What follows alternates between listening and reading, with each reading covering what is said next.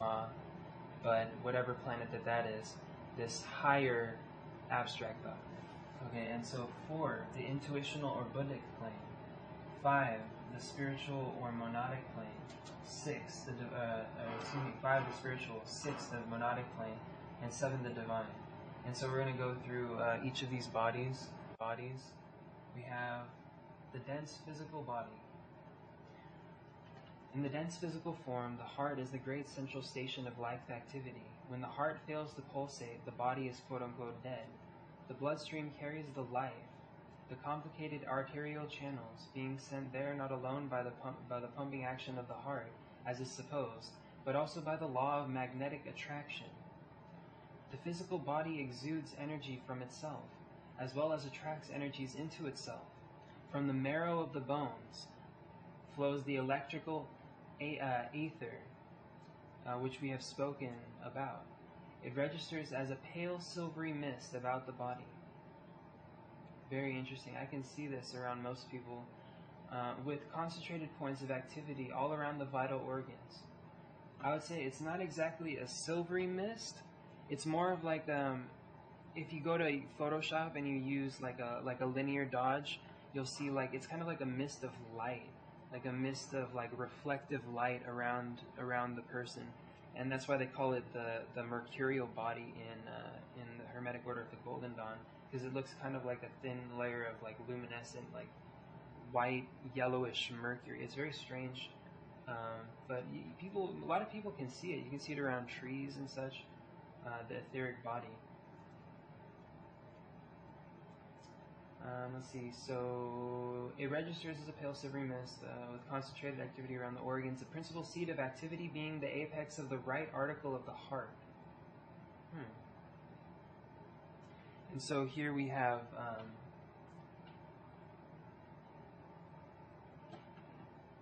the dense physical body and the etheric double.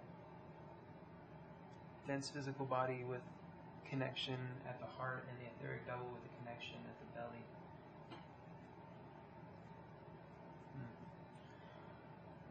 Okay, so the etheric double, this one, is composed of 4 physical ethers: the electric, the pranic, the light, and the mental reflecting ethers. During the process of birth, the atoms of the new forming physical body adhere to the atoms of the etheric body, which forms the archetypal pattern for the dense physical form. This coalescence operates through the law of attraction, and the effusion of these 2 bodies is so complete as to make them one indissoluble unit. To separate them means death to both. The physical form, without the vital etheric form interpenetrating it, is only an empty shell and possesses no vital life. The etheric double, after rising out of the physical form at death, is also only an empty shell and disintegrates. It requires the 2 of them operating as a unit to express life. The etheric body is an interlacing network of etheric wires, knitted concentratedly at all the chakras along the spine. The principal point of contact being the navel chakra. From there it extends into the spleen via the nerve ganglia.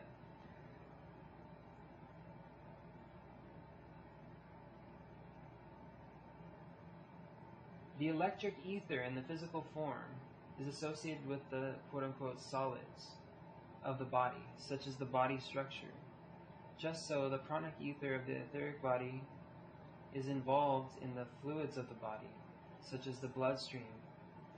The electric ether in the physical form is associated with the solids of the body, such as the body structure.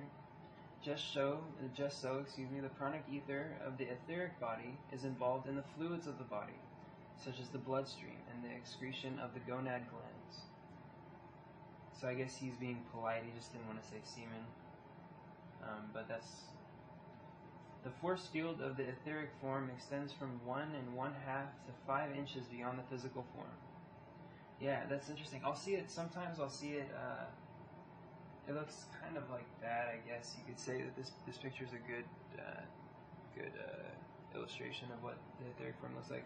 Like, when you have little moments where you feel your energy spurt, you know, like you're having an intense feeling or an intense thought, those are moments when your etheric body will expand. I've actually seen this happening before, many times. And so it resembles a luminous fur. Yeah, it totally does resemble a luminous fur. The emanations of the electric body originate in the nerve terminals, and except for being electric, are similar to flowing water. So now we are going to examine the astral body. The astral body has its principal seat of contact in the solar plexus, in the region of the great lobe of the liver. All of man's desires arise from his emotional force field. This emotional force field. The solar plexus with its astral emotional center is the principal station of the subconscious mind in man, though it operates under the subtle influence of the pituitary gland in the head. Interesting. So how they were saying that, the solar plexus is related to the mind is because mind and emotion are intertwined together at this level. At the present level of man's evolution, his consciousness is polarized in the astral body, which means that his life is governed more by emotions than by willpower, and which also means that he thinks as much with his abdominal brain in the solar plexus as with the brain in his head region. At the present, desire is the motivating factor and his most powerful force in man's life. There are at present two desires at the root of emotion. One, attack, man's desire to possess or move towards something. Two, retreat, man's desire to escape something. The astral aura extends from 8 to 12 inches beyond the periphery of the physical body. Since man emotions now rule his life, his astral vehicle is entering the height of his development. His astral sense organs are becoming accelerated, which means that he is beginning to function on the astral during the hours when his physical consciousness is asleep, while his astral sight and hearing and awareness awakened. With his astral sight and hearing and awareness awakened and alerted.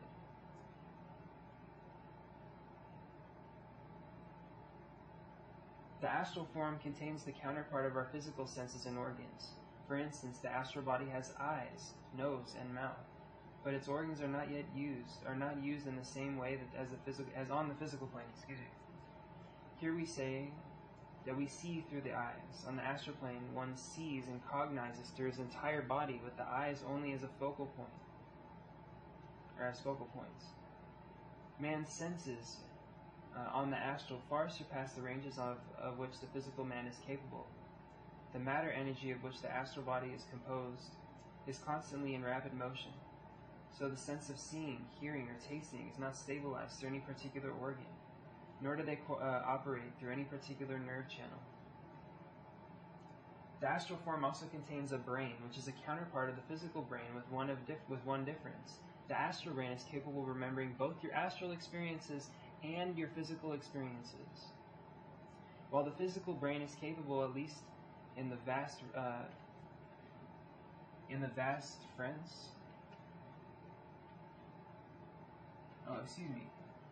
at least in the vast majority of humans, of remembering only the physical plane experiences, and forgets almost completely its experiences on the astral. This is because an etheric web, a concentrated center in the etheric double, exists in the head region, preventing the astral plane experiences from gaining entry to the waking consciousness. This is indeed a blessing, for the physical brain is not capable of withstanding the vibrational impacts it would be called upon to endure if its protective web were not present. As man evolves, the etheric web will gradually disintegrate, allowing astral plane memories to seep into his waking consciousness. And this is why a lot of you guys are having the experience of being completely aware and awake for long periods of time at night during your dreams. A minority of the human race has now developed an astral form which slips away from the sleeping physical body each night and enters into its active work upon the astral. I've also had people tell me that they've seen me, or I've done something for them in dreams or something like that. Like one person was saying that I gave them a symbolic gift of the Kabbalion or something in a dream, and there's other symbolism that I don't really remember, but Anyway, as it says here, a minority of the human